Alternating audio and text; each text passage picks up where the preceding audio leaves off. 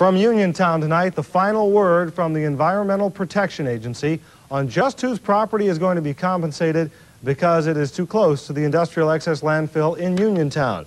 Our Jim Cambrick is live at the scene of a meeting where the residents are learning now the news. And Jim, it isn't good news for everybody, is it? It certainly isn't, Mark. Behind me is the house where some of the residents who are being bought out by the Environmental Protection Agency are meeting right now to go over what the EPA has described as its final plan. They don't know much about the plan, though, actually, because the EPA, quite frankly, hasn't told them much. They don't know how much they're going to get for their property or when the EPA is going to pay for it. But the only thing that they do know is that the EPA will cap the landfill and will treat the water supply on the 30-acre parcel of contaminated property. Mildred and Alvin Griffith, they have a home on Cleveland Avenue, and it's their home that's among the group that the EPA is going to buy. The EPA is only purchasing homes within 50 feet of the landfill, claiming that others outside that limit are safe from contamination. The neighboring landfill is contaminating their property with methane and other chemicals, and for years it has thrown their life into turmoil. The EPA has provided them with water filtration equipment to get rid of the vinyl chloride in their water, but the couple still complains of burning on their skin when they take showers, and Alvin Griffith has recently been treated for skin cancer. They have methane meters in their backyard and also one in their basement, which sometimes have registered explosive levels of the combustible gas.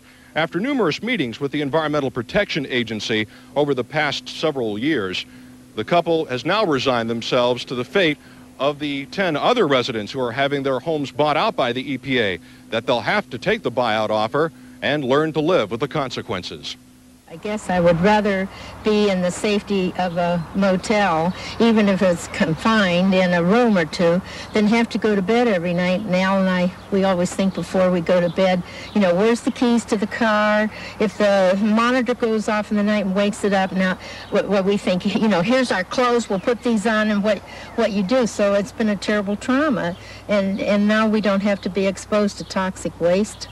So actually, I guess we should be happy. The Griffiths have lived in their home for more than 30 years, and it's tough to leave because of a lifetime of memories in their home. I can't even leave my home. I can't go and do what I want to do. 11 years now I've been retired, living here and staying at the house all day long, 24 hours a day. I don't know how much poison a person can stand. Judy Hoover's home is only 200 feet from the northern border of the landfill, and the EPA is not going to touch it. She says it's just as much of a danger as her other neighbors' homes, and she has run out of hope of ever getting out from under her house. I've tried to sell my home. I can't really sell it. I can't rent it. And for me to go back to work, I have to go back to class. So I have to do what I'm doing right now, is taking care of the elderly in my home. I have no place to go, and there's no government official that'll help, and the companies won't help.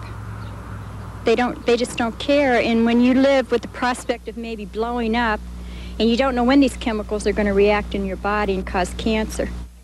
But an Environmental Protection Agency official on the scene today says that Judy is not in any danger at all. We feel they're safe right now.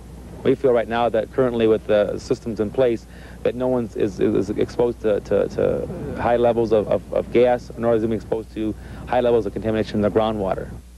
Also, Mark, some of the neighbors who live across the street from Judy Hoover, who are within that 50-foot parameter, say that they have not been informed by the EPA of anything concerning a buyout offer from their homes, and they plan to meet with EPA officials very soon to try and clear that up. Jim Cambrick, 23 Newsday, live in Uniontown.